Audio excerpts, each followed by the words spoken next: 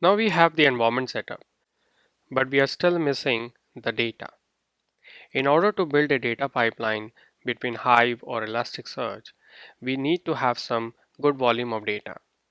Luckily, there are many websites which offer free data, and these are real world data, so we can build real world data pipelines and create some analytics on them later.